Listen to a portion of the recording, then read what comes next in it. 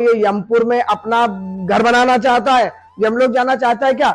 अगर इसको बचाना चाहते हो तो बेग करहु किन आखिनोटा, ये देखत छोट खोट नृप ढोटा। इसको तुरंत मेरी दृष्टि से दूर कर दो यदि इसको बचाना चाहते हो, वरना इसको यमलोक भेज दूंगा। इसको जितना देख रहा हूं मेरे मन में क्रोध उत्पन्न हो रहा है, अभी परसा चल जाएगा।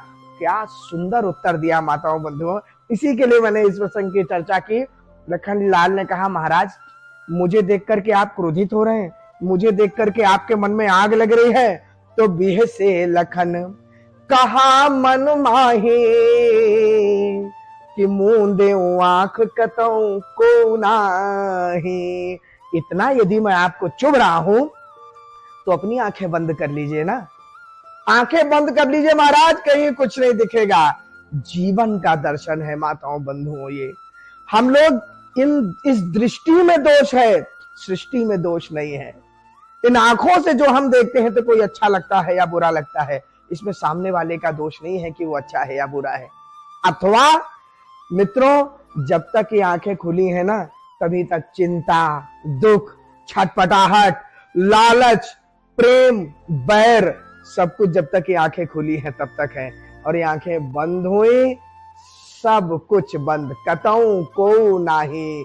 अर्थात जब हरि माया दूरी निवारी, नहीं तह रमा न राजकुमारी। देखिए तीसरा भाव, पहला तो ये हमारी दृष्टि में दोष है, दूसरा ये आंखें जब तक है तभी तक सारे व्यवहार हैं जगत के।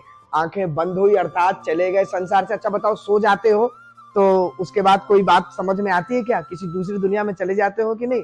तो जब प्राण ही चले जाएंगे तो आज इतनी चिंता कर रहे हो फिर क्या? अरे पद का अभिमान, प्रतिष्ठा का अभिमान, पैसे का अभिमान, कतऊ को नाही। आंखें तो बंद होने दो महाराज।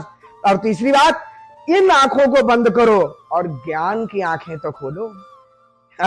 ये जो नेत्र है ना, ये तो केवल माया को दिखाएंगे। जब हरि माया दूरी निवारी, नहीं ता रमा न राजकुमारी। इन आंखों को बंद करके ज्ञान की दृष्टि से तो एक बार देखने का प्रयास करो। कतऊ को नाही, एक बार दृष्टा बन के तो देखो। ये शरीर मिट्टी का है, ये सारा व्यवहार मिट्टी का है और मिट्टी का मिट्टी में मिल जाना है। लखन लाल कह रहे हैं, महाराज एक बार आंखें बंद करके तो देखो, कहीं कुछ नहीं है, क्यों इतना परेशान हो रहे हो? अद्भुत अलौकिक संवाद माताओं बंधुओं, भगवान परशुराम जी महाराज के जन्मोत्सव पे मैंने सोचा वैसे तो ये युद्ध केवल एक लीला है, भगवान श्री राम के अवतार ही भगवान परशुराम भी हैं और श्री राम सामने खड़े हैं, दो हरियों का मिलन हो रहा है और इसका रहस्य तो कथाओं में हम लोग उद्घाटन करते हैं।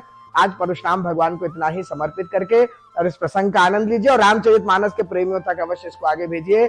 जय सीताराम।